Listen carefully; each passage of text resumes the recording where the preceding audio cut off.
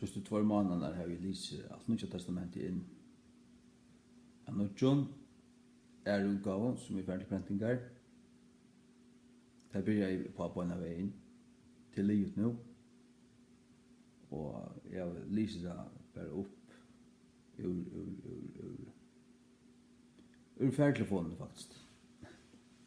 Nu finns man en iPad så det är månande större det som suttje. Nu får jag läsa Gamla testamentet.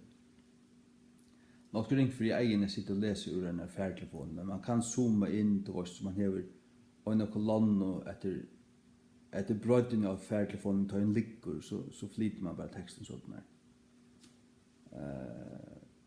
Och här har vi gjort så att hvis jag läser fel så ändrar det så bara 2 år efter så läser jag vidare.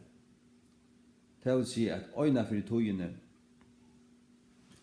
färdig är att få med något program och lära mig göra det. Jag är dålig igen. Men att klippa det till och rensa det. Så fyllande blir i ordan. Annars nu tar jag läser ur en iPad så kan jag ha det så rävligt störst. Och slappa av i en stol och läsa späckliga. Det var nog så späckliga. Okej. Nej, man tror inte att läsa för späckliga. Man rönnar läsa rymliga kött.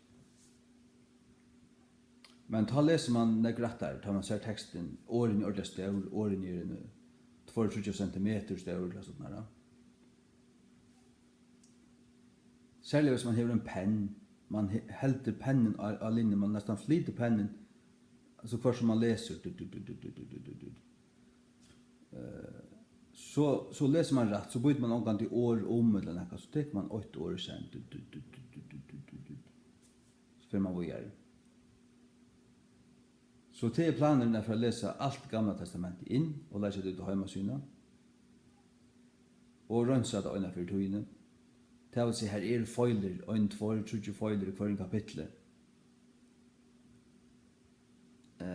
Här som är kloder i akkurat, men så batch jag efter så läste om efter. Ja. Annars sa jag till att jag läst nu. Nya testamentet inför är att fyllande fyllt då. 20% minne än det gör då. Till första utgåva av First King James, Nya testamentet. Jag håller till att texten simpelthen är smittligare nu. Han är smittligare, han är bättre att läsa. Till hver setninger är efterhugtur och gör du smittligare, gör du bättre. Bättre kvart vi viker oraljau. Kvart vi viker ora räffeljo. Släge synun släge. År Guds nog så ofta men onko Guds år. Då är det. Som annat på. Det som allt annat på kvart einstakt för simpelthen. Kvart einstakt för. Så det är det. När jag läser allt Gamla testamentet virka det är eller irska det är som man säger kanske 5 suger om dagen 5-20 och i vikskiften någon 20-15 kanske upp i 20 och så kvar som lever vi en bok så lägger det ut och så kommer det. Ja.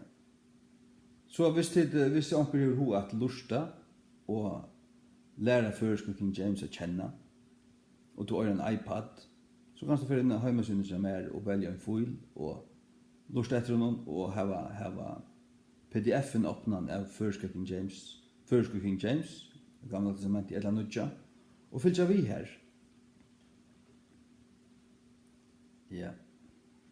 Just väl.